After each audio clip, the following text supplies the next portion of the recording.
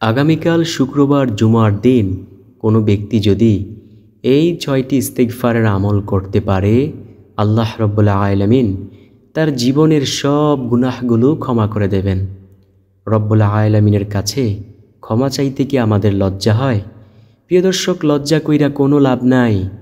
আল্লাহ তো আমাদের গুনাহগুলো আজও পর্যন্ত মানুষের সামনে প্রকাশ করেন নাই। আমরা যে জীবনে কত গুনাহের কাজগুলো করেছিলাম, এই গুনাহের কাজ যদি আল্লাহ মানুষের সামনে প্রকাশ কইরা দিতেন, তাহলে আমাদের কোনো উপায় থাকতো? আল্লাহ তো দয়া করে, মায়া করে, ভালোবেসে মানুষের সামনে আজও প্রকাশ করেন নাই। তবে একদিন আল্লাহ প্রকাশ কইরা দিবেন। তাই তো নবীজি হাদিসের মধ্যে বইলা গেছেন, আমার ওই জামানার উম্মতের জন্য খুবই ভয় হয় যে এমন এক জামানায় আসবে, যেই জামানায় আমার উম্মতেরা রাতের বেলা গুনাহের কাজ কইরা তারা ভোরবেলা ঘুমাইতে যাবে, আর এই ঘুমাইতে যাইয়া সকালবেলা তারা ঘুম থেকে উইঠা দেখবে তাদের চেহারাটা বানরের মতো হয়ে গেছে, শূকরের মতো হয়ে গেছে।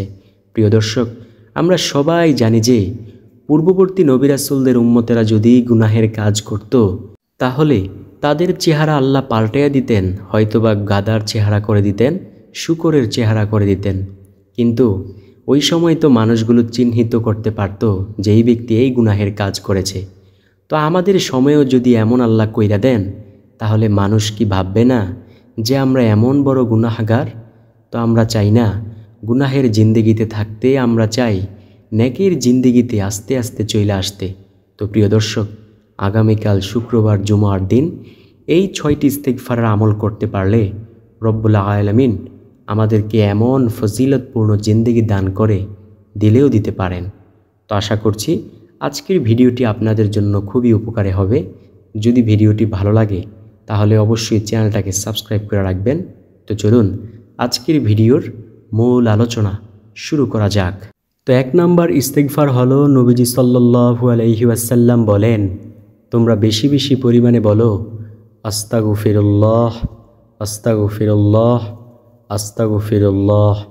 সাহাবায়ে কেরাম রাদিয়াল্লাহু তাআলা আলাইহিম আজমাইন বলেন, নবীজি সাল্লাল্লাহু আলাইহি ওয়াসাল্লাম যখন প্রত্যেক ফরজ সালাতের পর সালাম ফিরাইতেন, তখন তিনি ৩ বার বলতেন আস্তাগফিরুল্লাহ, আস্তাগফিরুল্লাহ, আস্তাগফিরুল্লাহ। প্রিয় দর্শক, এই আস্তাগফিরুল্লাহ হচ্ছে সবচেয়ে ছোট্ট ইস্তিগফার। আল্লাহ তাআলা পবিত্র কোরআনুল কারীমের মধ্যে বলেন, ও আমার বান্দারা, তোমাদেরকে আমি আল্লাহ সব গুনাহ ক্ষমা করে দেব, তোমরা আমার কাছে তাওবার মতো তাওবা করো, যেমনই ভাবে আমি আল্লাহ তোমাদের পূর্ববর্তী বড় বড় পাপীকে ক্ষমা করে দিয়েছি। সুবহানাল্লাহ। প্রিয় দর্শক, এই ইস্তিগফার পাঠের মাধ্যমেই কিন্তু তাওবার মতো তাওবা করা হয়।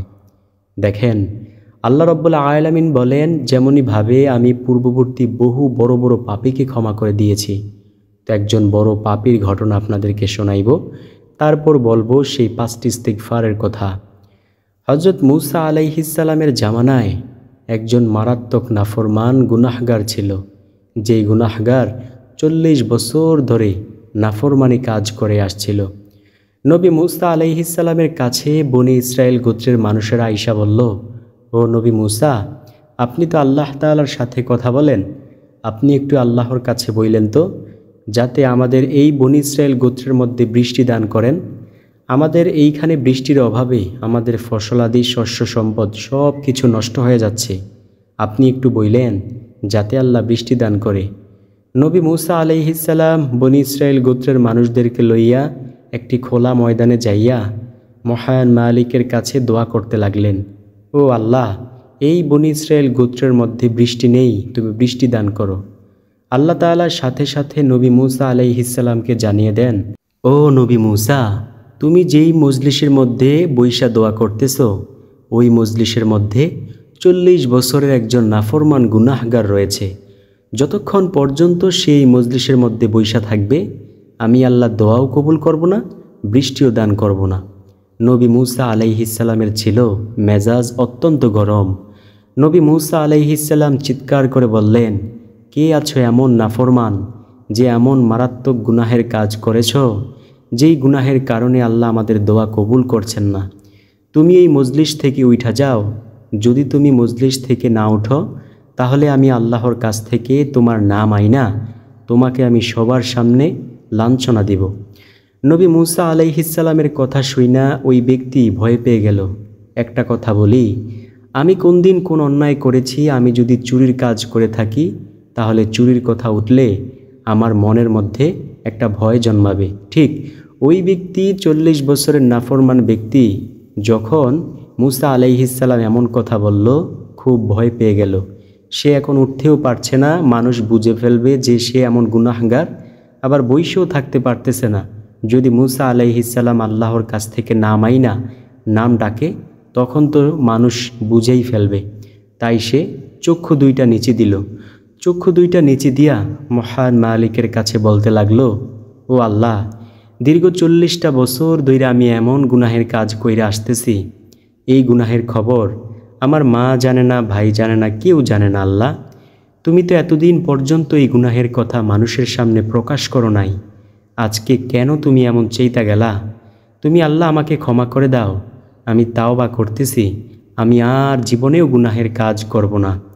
নবী মূসা আলাইহিসসালাম দেখলেন ওই গুনাহগার যুবক উঠে না।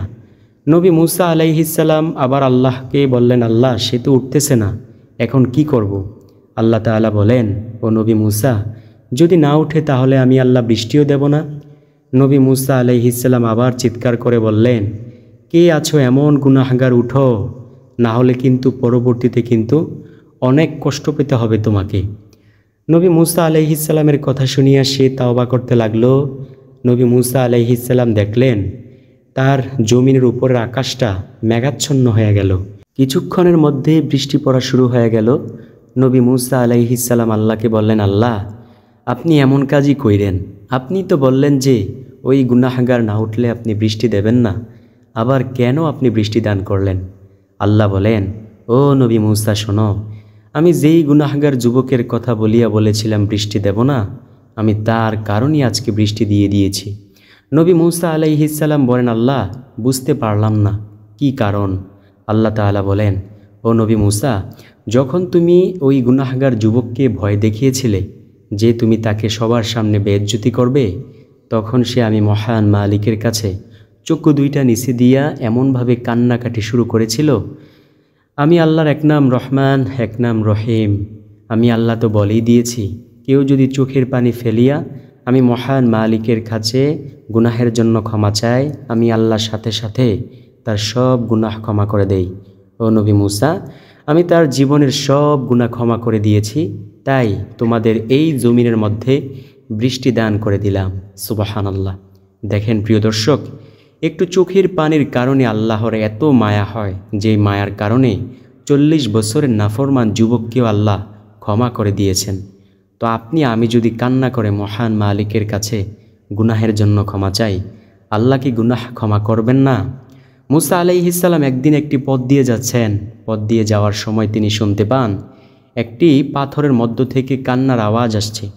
মূসা আলাইহিসসালাম ওই পাথরকে গিয়ে বললেন, ও পাথর, কেন তুমি কান্না করো? কি এমন তোমার কষ্ট? পাথর বলল, ও নবী মূসা, আমি শুনতে পেয়েছি যে আল্লাহ তাআলা মানুষ আর পাথরকে দিয়ে জাহান্নামের আগুনকে প্রজ্বলিত করবেন। মূসা, আল্লাহর কাছে একটু বইলেন তো, যাতে আল্লাহ আমাকে জ্বালানোর পূর্বে ক্ষমা করে দেয়। নবী মূসা আলাইহিসসালাম বললেন, ঠিক আছে, আমি আল্লাহকে বলবো।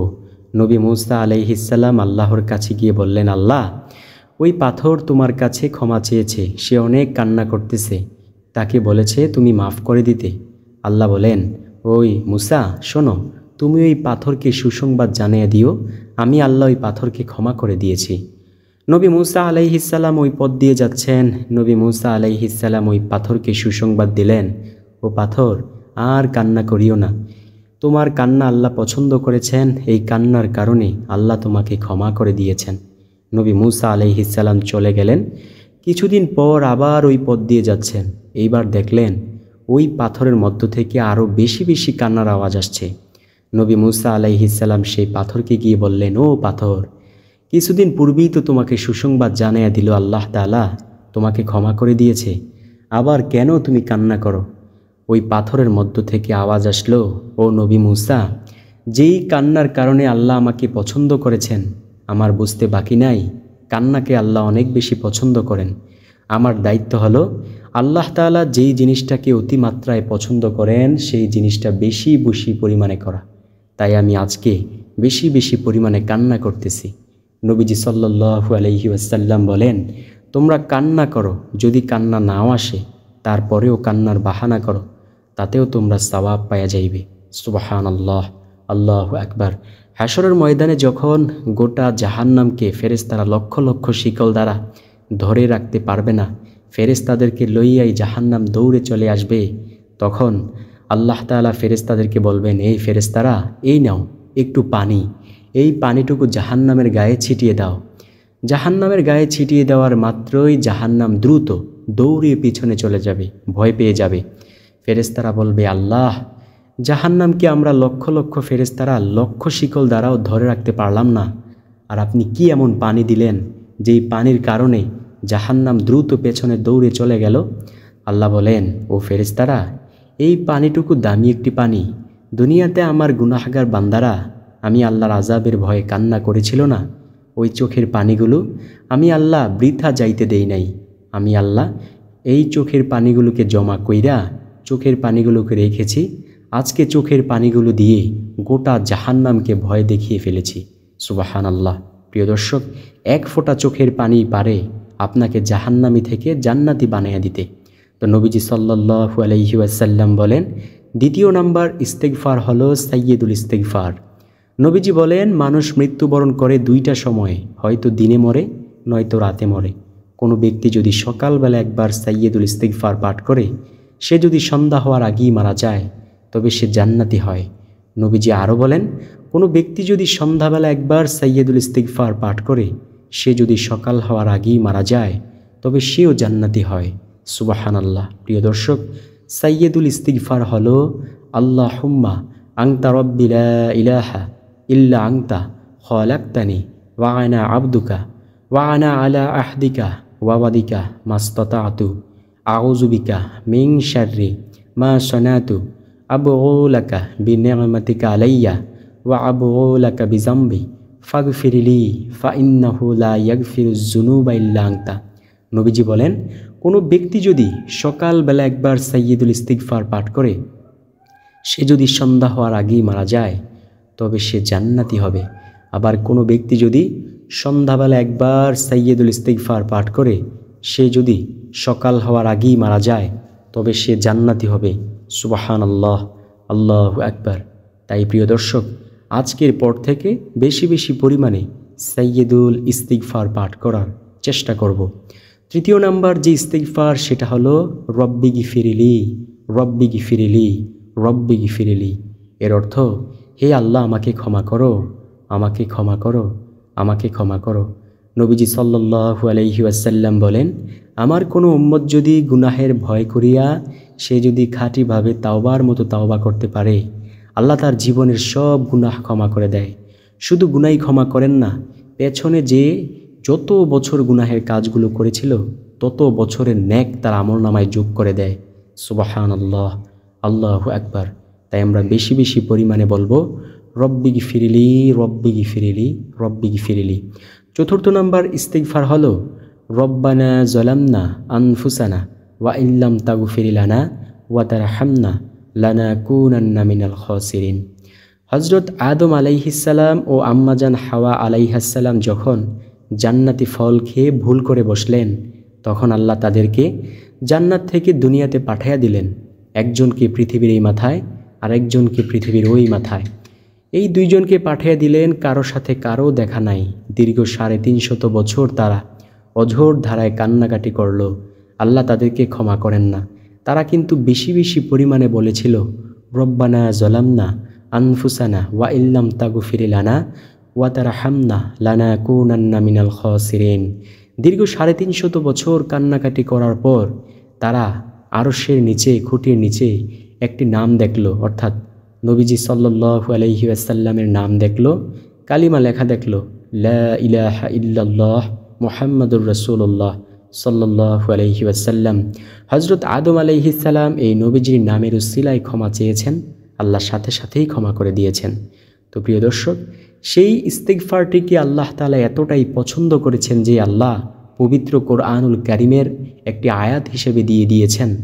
আর যেই আয়াতটা হলো রব্বানা যালামনা আনফুসানা ওয়া ইল্লাম তাগফির লানা ওয়া তারহামনা লানাকুনান্না মিনাল খাসিরিন। আল্লাহ চায় এই দামি বাক্যটা যেন আমরা সবাই বেশি বেশি পরিমাণে পাঠ করি।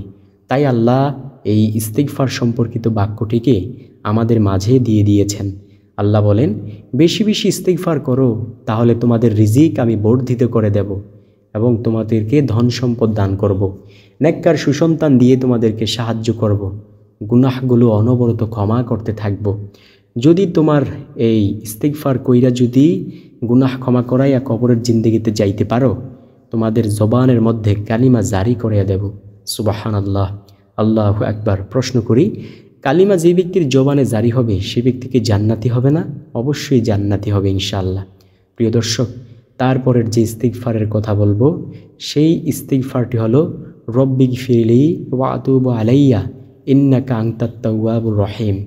এই ইস্তিগফারটি কিন্তু হাদিস সম্পর্কিত একটি ইস্তিগফার।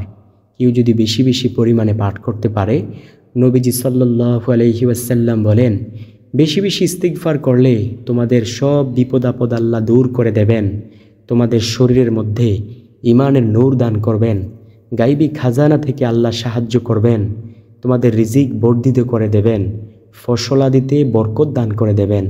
সুবহানাল্লাহ, আল্লাহু আকবার। অনেক সময় আছে না, আমরা ফসলের কথা চিন্তা করি একরকম, হয় আরেক রকম। প্রিয় দর্শক, কেউ যদি বেশি বেশি পরিমাণ ইস্তিগফার করতে পারে, আল্লাহ তার সম্পদ বৃদ্ধি করতেই থাকবেন। প্রিয় দর্শক, বুঝতে পেরেছেন? এত দামি এই ইস্তিগফারগুলো। তো আমার বিশ্বাস সর্বশেষ নাম্বার ইস্তিগফারটিও আপনারা শুনবেন। সেটা হলো আস্তাগফিরুল্লাহ রাব্বি মিন কুল্লি যামবি ওয়া আতুবু ইলাইহি লা হাওলা ওয়ালা কুওয়াতা ইল্লা বিল্লাহ। বেশি বেশি পরিমাণে আমরা সবাই এই ইস্তিগফারগুলো পাঠ করার চেষ্টা করব। আল্লাহ আমাদেরকে সেই তৌফিক, ধৈর্য, হিম্মত, শক্তি, সাহস দান করুক। আল্লাহর কাছে তৌফিক কামনা করি। তো আশা করছি ভিডিওটি আপনাদের অনেক উপকারে আসবে। যদি ভিডিওটি ভালো লেগে থাকে তাহলে যারা আপনাদের প্রিয়জন আছে তাদের কাছে ভিডিওটিকে শেয়ার করতে ভুলবেন না। ভালো থাকুন, সুস্থ থাকুন। কথা হবে ইনশাল্লাহ পরবর্তী ভিডিওতে। আর একটা কথা হচ্ছে, আল্লাহর কাছে দোয়া করব, আল্লাহ আমাদেরকে মৃত্যুর পূর্বে হলেও তাওবা নসিবে রাখেন। ইনশাআল্লাহ এই দোয়াটা আমরা সবাই আল্লাহর কাছে করব। তো সবাই ভালো থাকুন, সুস্থ থাকুন। আসসালামু আলাইকুম রহমতুল্লাহি ওয়া বারাকাতুহু।